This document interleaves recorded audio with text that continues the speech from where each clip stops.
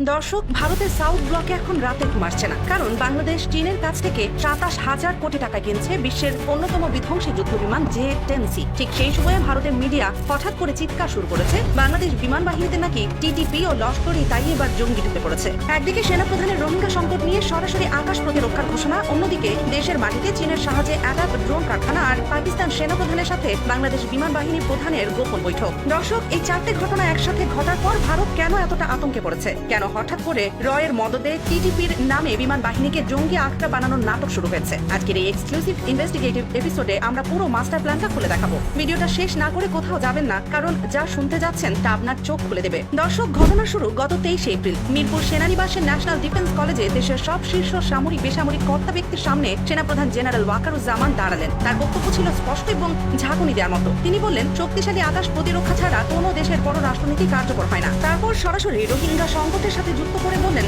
যদি আমাদের কাছে আধুনিক মাল্টিরোল কমব্যাট এয়ারক্রাফট থাকতো, যদি আকাশসীমা দুর্ভেদ্য হতো, তাহলে হয়তো এই 12 লাখ রোহিঙ্গার বোঝা আমাদের ঘাড়ে চাপতই না। আজ 1000 কোটি টাকা বিনিয়োগ করলে ভবিষ্যতে 50,000 কোটি টাকার নিরাপত্তা পাওয়া যাবে। এই বক্তব্য কোনো সাধারণ কথা ছিল না, এটা ছিল বাংলাদেশ সশস্ত্র বাহিনীর ভবিষ্যৎ মাস্টার প্ল্যানের খোলাখুলি ঘোষণা। আর এই ঘোষণার ঠিক 48 ঘন্টার মাথায় ভারতীয় মিডিয়া আর তাদের এই দেশীয় দালালরা একটা ভয়ঙ্কর প্রোপাগান্ডা শুরু করে দিল। বাংলাদেশ বিমান বাহিনীতে টিটিপি ও লস্করের জঙ্গি অনুপ্রবেশ। নর্থ ইস্ট নিউজ সহ ভারতীয় মিডিয়া দাবি করলো, পাকিস্তান থেকে 9 থেকে 10 জন দুর্ধর্ষ জঙ্গি নাকি কক্সবাজার, চট্টগ্রামের 25তম স্কোয়াড্রন ও যশোর রাডার স্টেশনে লুকিয়ে আছে। দেশের কয়েকটা পত্রিকাও অজ্ঞাত সূত্র বলে এই গল্প ছড়াতে শুরু করলো। কিন্তু দর্শক, আমরা দেশ নিউজ 24 এর এই ইনভেস্টিগেটিভ টিম সেই পুলিশের চিঠি খুঁজে বের করেছি। 20 এপ্রিলে সেই চিঠিতে কোথাও টিটিপি, এলইডি, আইএসআই বা পাকিস্তানের নাম নেই। সেটা ছিল শুধু সাধারণ সতর্কতা, সংসদ ভবন, উপাসনালয় এবং শাহবাগ এলাকায় সম্ভাব্য হামলার বিরুদ্ধে। তাহলে এই টিটিপি এর গল্প এলো থেকে? এটা স্পষ্ট রয়ের তৈরি স্ক্রিপ্ট। এই প্রোপাগান্ডার পেছনে কোনো সত্য নেই, শুধু ভয় আর হিংসা।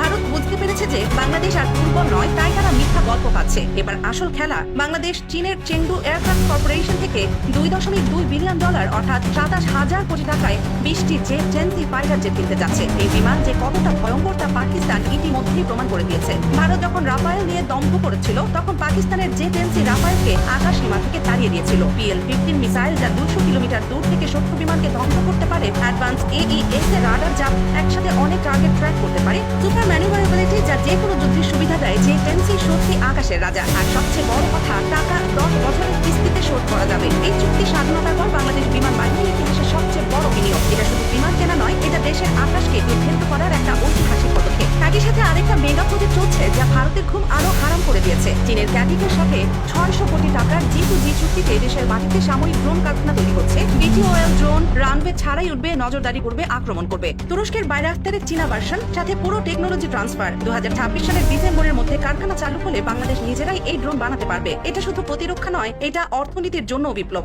দেশীয় যুবকরা অত্যাধুনিক টেকনোলজি শিখবে, চাকরি তৈরি হবে, আর আমরা বিদেশি নির্ভরতা কমিয়ে স্বনির্ভর হব। কল্পনা করুন, বাংলাদেশে মাটিতে বসে তৈরি হচ্ছে বিশ্বমানের অ্যাটাক ড্রোন, যা শত্রুর আকাশ সীমায় ঢুকে মিশন সম্পন্ন করবে। এই প্রজেক্ট ভারতকে সরাসরি চ্যালেঞ্জ করছে। ভারত কেন এত ভয় পাচ্ছে? কারণ বাংলাদেশের এই সামরিক উত্থান সরাসরি ভারতের চিকেন স্নেক শিলিগুড়ি করিডোরকে হুমকিমুক্ত হচ্ছে। এই করিডোর ভারতের উত্তর পূর্বাঞ্চলকে মূল ভূখণ্ডের সাথে যুক্ত করে। যদি বাংলাদেশের জে-10সি আর ড্রোন এই এলাকায় নজরদারি করে, তাহলে ভারতের নিরাপত্তা কতটা ঝুঁকিতে পড়বে তা সহজে বোঝা যায়। 2025 সালের নভেম্বরে ভারত তড়িঘড়ি আসামের ধুবড়ি, বামুন ও বিহারের কিষানগঞ্জে 3টি নতুন সেনা ঘাঁটি বানিয়েছে। এটা তাদের আতঙ্কেরই প্রমাণ। কিন্তু তারা জানে সরাসরি যুদ্ধ করে এই প্রজেক্ট আটকানো যাবে না, তাই তারা প্রোপাগান্ডা আর ষড়যন্ত্রের রাস্তা বেছে নিয়েছে। গত জানুয়ারিতে বাংলাদেশ বিমান বাহিনী প্রধান পাকিস্তানে গিয়ে সেনাপ্রধান জেনারেল আসিম মুনির ও নৌবাহিনী প্রধানের সাথে গুরুত্বপূর্ণ বৈঠক করেছেন। এই বৈঠক ছিল রুদ্ধশ্বাস এবং অত্যন্ত গুরুত্বপূর্ণ। চীন, পাকিস্তান, বাংলাদেশের এই ত্রিভুজ সম্পর্ক ভারতের জন্য দুঃস্বপ্ন। তাই তারা চায় বিমান বাহিনীকে আন্তর্জাতিকভাবে জঙ্গি তকমা দিয়ে চীনের সব চুক্তি বাতিল করাতে। এই ত্রিভুজের মাধ্যমে বাংলাদেশ শুধু প্রযুক্তি পাচ্ছে না, বরং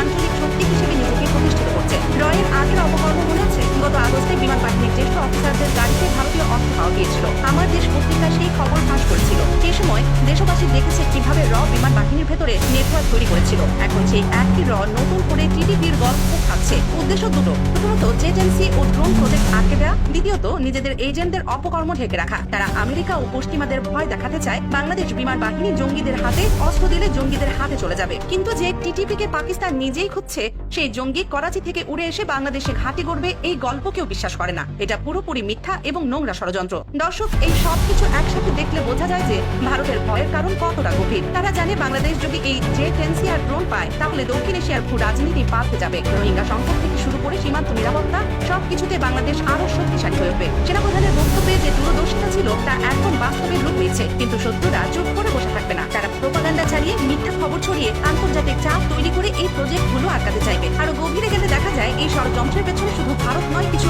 দেশীয় দালালও জড়িত। তারা ভারতীয় মিডিয়ার গল্প দেশের ভেতরে ছড়িয়ে দিয়ে বিমান বাহিনীতে অস্থিরতা তৈরি করতে চায়। কিন্তু বাংলাদেশের জনগণ এখন সচেতন, তারা বুঝতে পারছে যে এই নাটকের উদ্দেশ্য কি। আমরা যদি এক হয়ে এই প্রোপাগান্ডার বিরুদ্ধে রুখে দাঁড়াই, তাহলে কোনো ষড়যন্ত্রই সফল হবে না। দর্শক, শক্তিশালী আকাশ প্রতিরক্ষা ছাড়া কোনো দেশ স্বাধীন পররাষ্ট্রনীতি চালাতে পারে না। বাংলাদেশ যদি আকাশে দুর্বল থাকে, তাহলে প্রতিবেশী পরাশক্তি বারবার দাদাগিরি করবে। আজ বিমান বাহিনী যে পথে হাঁটছে, তা আমাদের সার্বভৌমত্বের জন্য গেম চেঞ্জার। এই প্রোপাগান্ডার বিরুদ্ধে আমাদের সচেতন হতে হবে। আপনি কি মনে করেন, ভারত কি এই মিথ্যা জিডিপি নাটক দিয়ে চুক্তিগুলো আটকাতে পারবে, নাকি বাংলাদেশ জেট এজেন্সি ও ড্রোন কারখানা করে দক্ষিণ এশিয়ায় নতুন শক্তি হয়ে উঠবে? আপনার সাহসী মতামত কমেন্টে লিখুন। দেশের স্বার্থে সামরিক শক্তির পক্ষে আপনার ভয়েস তুলুন, কারণ এই সংগ্রাম শুধু সেনাবাহিনীর নয়, এটা পুরো জাতির। আমরা যদি আজ চুপ থাকি, তাহলে ভবিষ্যতে অনেক বেশি মূল্য দিতে হবে। কিন্তু যদি আমরা একত্রিত হয়ে সত্যের পক্ষে দাঁড়াই, তাহলে কোনো শত্রু আমাদের আটকাতে পারবে না। দর্শক, খবরটি যদি ভালো লাগে, আপনাদের প্রিয় দেশ নিউজ 24 চ্যানেল সাবস্ক্রাইব করুন, বেল আইকন বাজান, ভিডিও শেয়ার করে সত্য ছড়িয়ে দিন। দেশের সামরিক শক্তির উপর আস্থা রাখুন। আল্লাহ হাফেজ।